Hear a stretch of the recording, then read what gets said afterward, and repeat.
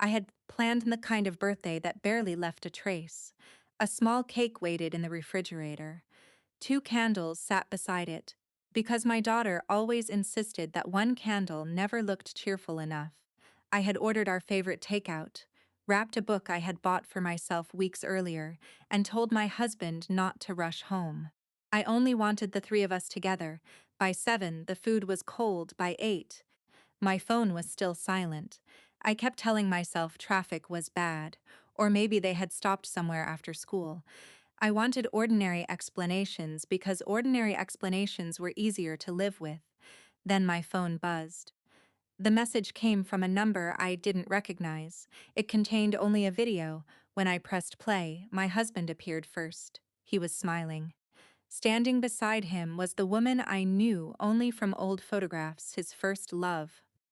They looked comfortable together, as if they had slipped back into a version of life that had never completely disappeared. I almost closed the video, then I heard my daughter's voice, soft, uncertain. I wish she were my mom. The recording ended before anyone answered. I sat in the kitchen for a long time, staring at my untouched birthday cake. The sentence echoed louder every time I remembered it.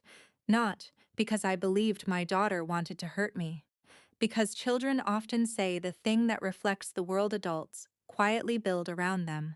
When they finally came home, it was after 9. My husband carried a gift bag.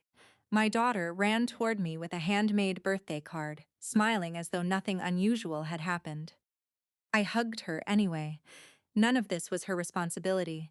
Later, after she went to bed, I asked him one question. Why was she there? His shoulders dropped before he answered. He admitted they had been meeting occasionally after reconnecting online. At first, he insisted it was harmless. Then he admitted he thought our daughter should know someone who had once mattered deeply to him. He never imagined the visit would become something more, or maybe he had never imagined how it would look through my eyes. I showed him the video. He watched it without speaking. For the first time that evening, he looked genuinely shaken. I didn't know she recorded that, he whispered. That isn't what matters. He understood. The recording wasn't painful because someone had filmed it. It was painful because it happened. The following weeks were heavy with conversations that never seemed to finish. Our daughter cried when she realized what her words had done. I told her the truth. You didn't break this family with one sentence. She wasn't responsible for carrying guilt that belonged to adults. Because the tension had begun affecting her at school, her counselor recommended family mediation. For the first time, our conversations happened with someone else in the room.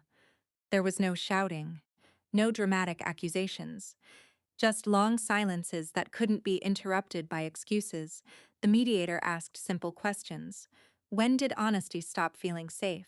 What message did each decision send to your daughter? What kind of home do you want her to remember? Those questions landed harder than any argument.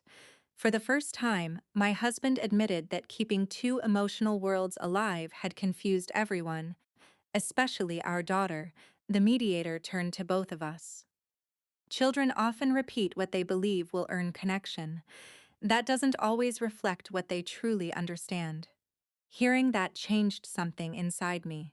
I stopped treating my daughter's words as a verdict. They were a reflection of the emotional environment the adults had created. We agreed on clear boundaries, no private meetings involving our daughter, no hidden contact. No pretending difficult conversations could wait until later. Whether our marriage could survive remained uncertain. Trust does not return because someone apologizes. It returns only if their choices become consistently different. On my next birthday, there was no elaborate celebration, just coffee on the porch.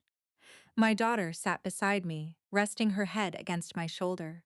She quietly said, I like when home feels peaceful. So did I.